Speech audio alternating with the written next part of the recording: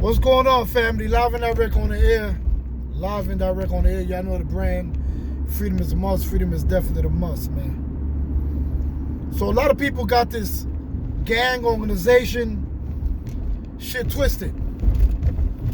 The truth is, man, that dudes, a lot of dudes, not all of them, a lot of dudes join these organizations and these gangs, not because they're real ones, because they fake ones. They need to be part of something in order to survive, man. So they join certain type group.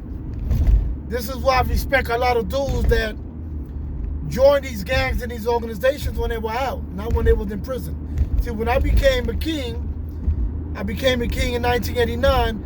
I was crowned personally by Nelson Millett from Connecticut, Letty, Smurf, Johnny Zapata, you know, all them people from back then, from Connecticut chapter. But because when I went to New York to be with my mother's side of the family, be with my mom's toes that way, I had to adjust to the New York way of Keenism, which was Keen blood.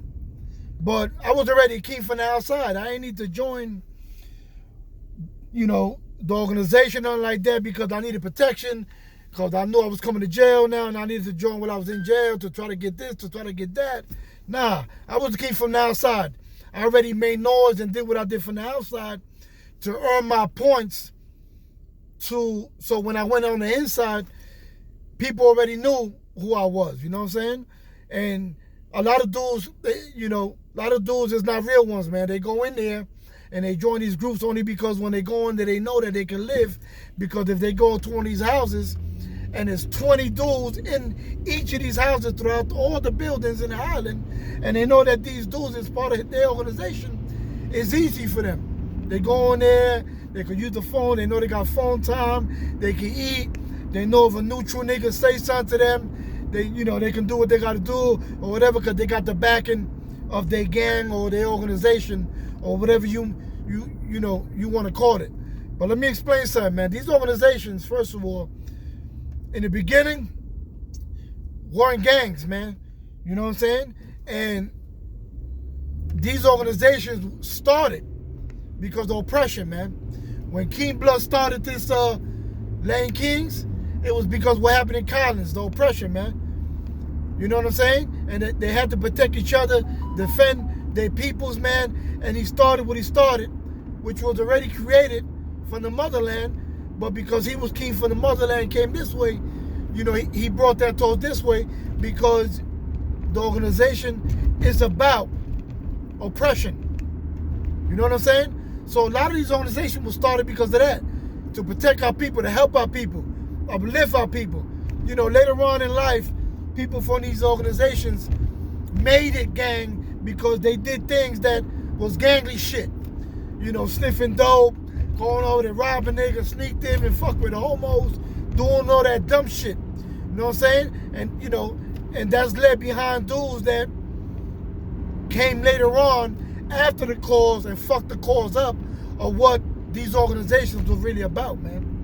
You know what I'm saying? So, like I said, a lot of these dudes go in there, they know. They hit the island, yeah, yo, listen, yeah, my gang or my organization is throughout the whole island. So they know wherever house they go to, they know that they're going to be protected. They're going to get time automatic. They're going to be able to live automatic. They're going to be able to run around like they bosses, like they got it like that and all that. You know what I'm saying? Only because their peoples is in there. But let me tell you, in my days when I was in the island, police used to test half of these dudes that was running around thinking they hard, but really wasn't hard. And police knew who was what and shit. So what they do was they pack these niggas up and they send them to a house where was another organization of people at. They used to send, let's say, a king, pack you up, bring you to a house over there where they had the Bloods or something up in there. All Bloods, no kings. You know, when you get to the door, there was some shit that you can't come in here, bro. And they used to test dudes like that.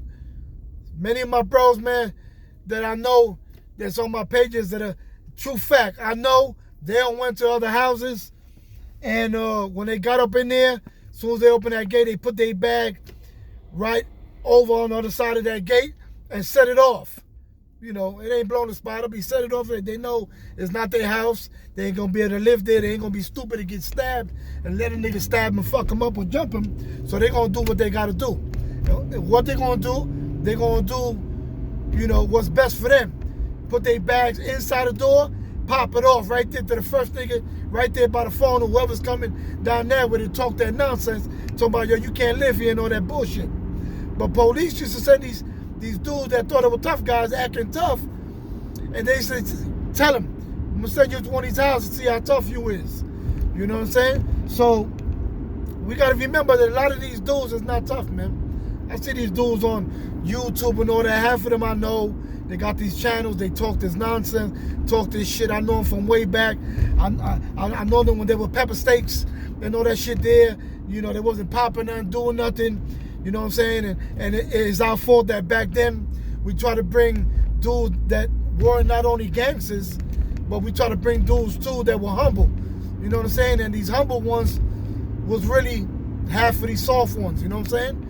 That didn't really pop it off, made us look bad. You know what I'm saying? And you know, so I just have to bring that up, man, of how it is, man. Like, you know, in every organization, man, everybody ain't built like that, man. They just in there for protection. They join because they know niggas ain't built like that, man. You know what I'm saying? I can mention a lot of dudes, man. A lot of dudes, you know, from the streets.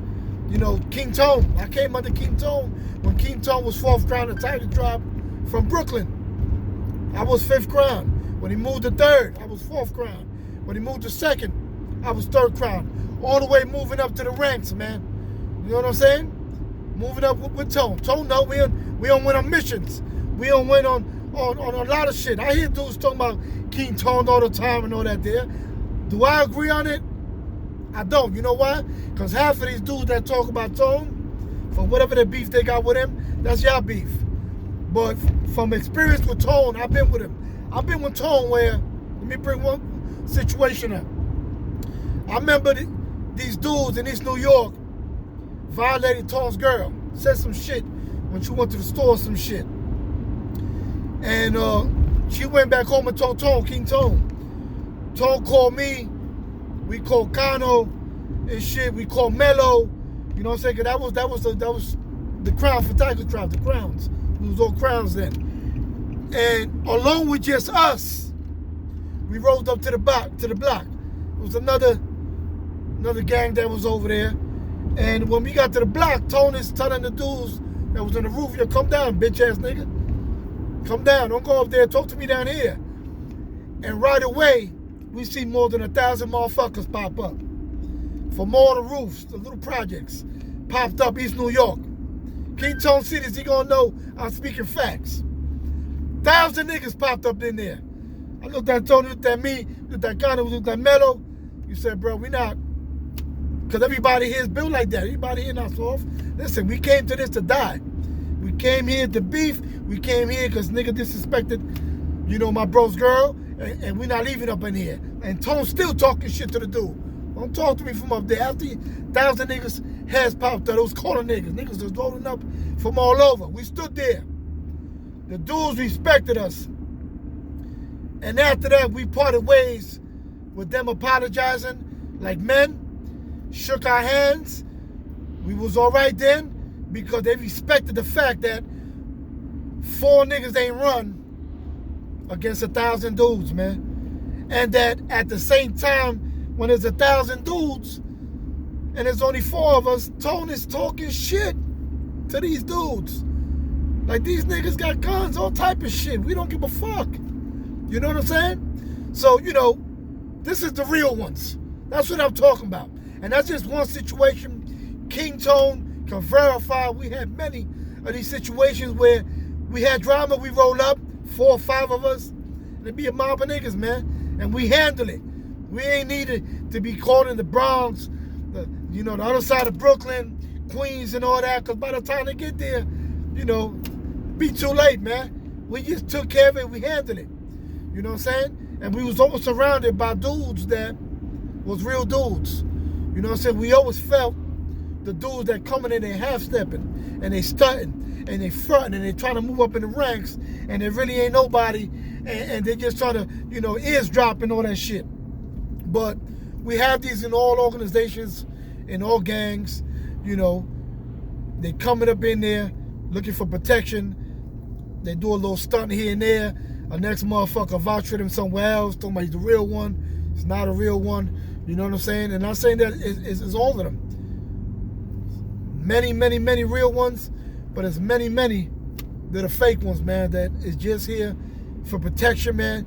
And I had to bring that up only because, dudes getting confused of what the cause of these organizations was really about and how they became to what they became today.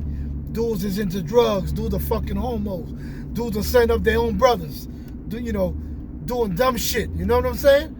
That's not what we was built about in those days when we came about to be that way. You know what I'm saying? We was brought up to stop the oppression, protect our peoples, man, fight for our rights, man, protect each other.